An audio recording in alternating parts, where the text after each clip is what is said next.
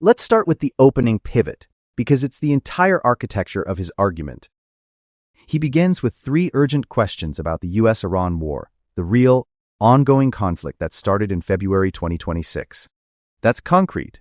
It's what people clicked for. But within 30 seconds, he declares that to answer these questions, we must first understand that our world is a hallucination, a collective fantasy. You clicked for geopolitical analysis. You're staying for a lecture on Platonic idealism as the key to modern finance.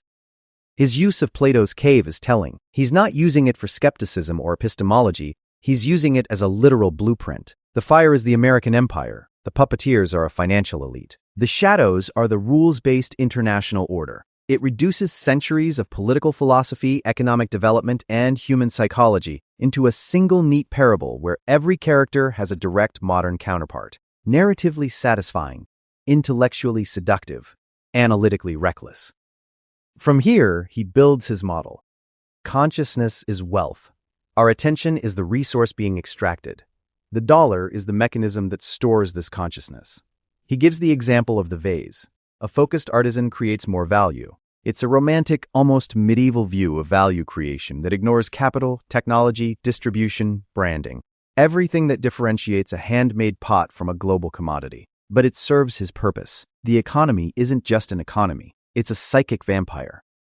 Then the hierarchy. Resources at the bottom, manufacturing above, then knowledge, then finance at the top, mapped onto geography. Russia and the Middle East are resources. China is manufacturing. Europe and the Anglosphere are knowledge. And the US is finance. As a heuristic, it's not entirely useless. Global value chains do exist. The problem is the moral framing. This isn't presented as an outcome of historical development and policy. It's a deliberate fixed game designed by game masters.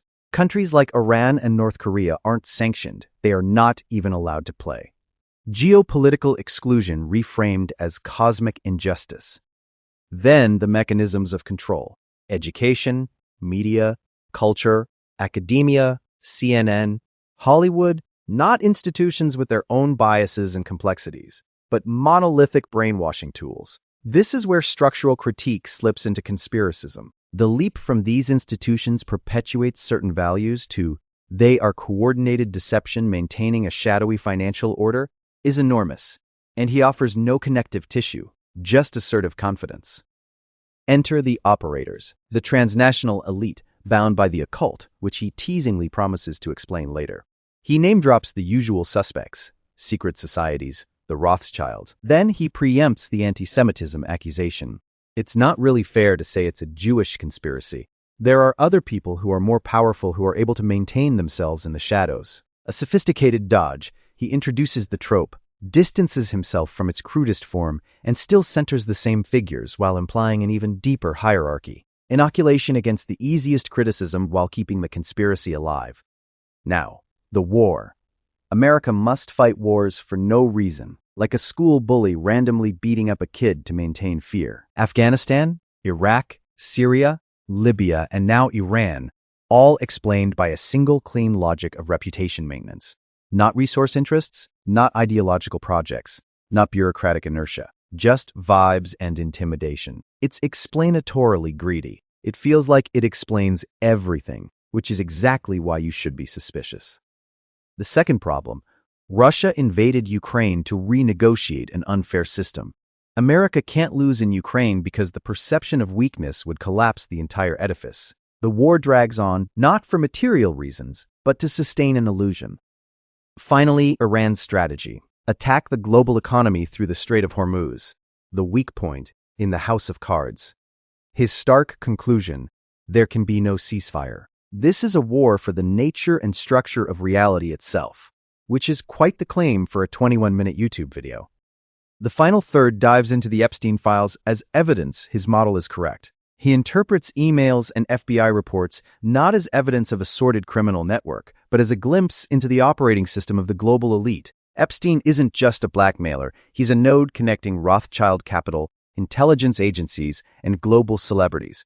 Bill Gates wasn't Epstein's victim or patron. He was begging for access to real money. The evidence is real. The imposed architecture is speculative, but presented as revealed truth. A masterclass in persuasive storytelling. So what did this video actually do?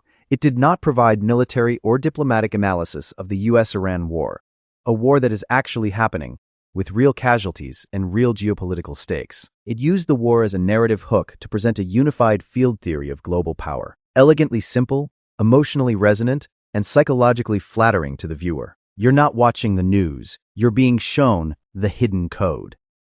This is the core of predictive history's appeal. It replaces confusion and chaos with a clean, interconnected system where everything makes sense. Jiang's calm, professorial tone sells it. He's not yelling, he's walking you through a geometric proof. The occasional okay and dry snort create an illusion of unscripted, confident thought.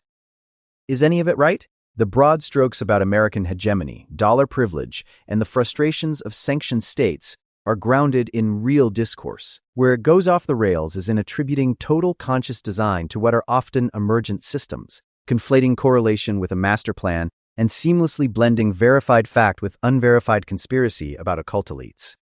OK count, 43.